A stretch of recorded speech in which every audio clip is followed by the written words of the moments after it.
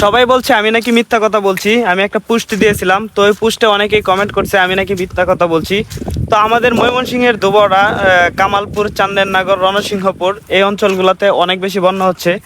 তো আসলে আমি আজকে একটা পোস্ট করেছিলাম, তো অনেকেই বলতেছে যে আমি নাকি আসলে মিথ্যা কথা বলতেছি, দুবরা কোনো বন্যাই নাই।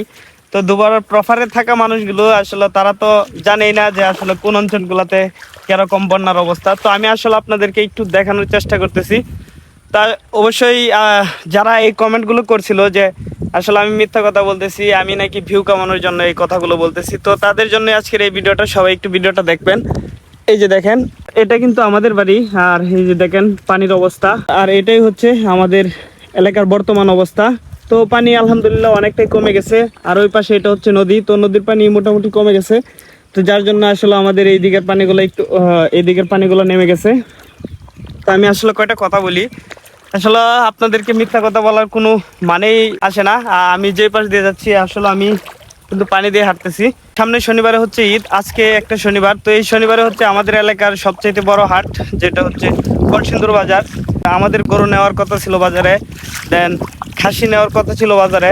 তো আসলে এই বন্যার জন্য, এই অবস্থার জন্য আসলে কেউ বাজারে যাইতে পারে নাই। তো অনেকেই বলতেছে যে আমি নাকি আসলে মিথ্যা কথা বলতেছি। তো আমাদের কামালপুর, চান্দেরনগর, রণসিংহপুরে যারা আছেন, অবশ্যই আপনারা যারা কমেন্ট করছিল আমি মিথ্যা কথা বলতেছি, ওদের কমেন্টের জবাবগুলো দিয়ে দিবেন। আর সবাই ভিডিওটা শেয়ার করে ওই মানুষগুলোকে দেখার সুযোগ করে দিবেন যারা বলছিল নাকি আমি মিথ্যা কথা বলতেছি।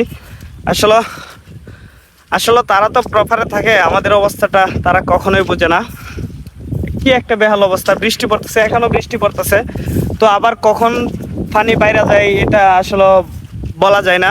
তো আমাদের পানি খুব দ্রুত বেড়ে যাওয়ার কারণ হচ্ছে যে এই যে একটা নদী দেখতে পাচ্ছেন, এটা হচ্ছে ইন্ডিয়ার ঝর্ণা থেকে আসা নদীটা, যে ইন্ডিয়ার থেকে সরাসরি যুক্ত এই নদীটা। যখন পাহাড় অঞ্চলে বৃষ্টি হয়, তো বৃষ্টির পানি সবাই যখন এই নদীতে পড়ে, তখন আসলে আমাদের এলাকায় পানির চাপটা অনেকটাই বেড়ে যায়। তো আসলে কেউ বিশ্বাস করে নাই, তো দুবরার সদরে পানি ঢুকে নাই। তো আসলে এই নেতাই নদীর আশেপাশে যারা আছে তারাই এই পানিতে অনেক বেশি কষ্ট করছে 2 দিন। তো আলহামদুলিল্লাহ এখন একটু মোটামুটি পানি কমই আছে। তো সবাই আমাদের জন্য দোয়া করবেন। আর গাইস, সামনে হচ্ছে ঈদ। আমাদের দেখেন এই যে ঘাসগুলা, গরু ছাগল একদম শুকিয়ে যাচ্ছে, মানে তাদের কোনো খাবার নাই পানির জন্য। আসলে অনেকে বলতেছে যে আমি নাকি আসলে ফেক ভিডিও আপলোড করছি, গত বছরের ভিডিও আপলোড করছি। আপনারা যদি বিশ্বাস না করেন তাহলে 2 নং গামারিতলার ভিতরে কামালপুর, রণসিংহপুর, চান্দেরনগর এই অঞ্চলগুলোতে আসলে এই বন্যার অবস্থাটা একটু বেশি।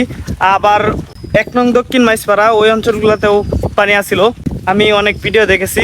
তো আসলে আপনাদেরকে মিথ্যা কথা বলার কোনো মানে নাই, যেটা সত্য এটাই প্রকাশ করছি। চলো, কে কিভাবে নিচ্ছে আমি এটাও জানি না। তো আমাদের অঞ্চলের যারা আছেন অবশ্যই ভিডিওটা শেয়ার করে, যারা এই কমেন্টগুলো করেছিল যে আমি মিথ্যা কথা বলতেছি, তো তাদেরকে জবাবটা দিয়ে দিবেন, আপনারাই দিয়ে দিবেন কমেন্টে ইনশাল্লাহ। তো সবাই ভালো থাকবেন, আমাদের জন্য দোয়া করবেন। আসসালামু আলাইকুম।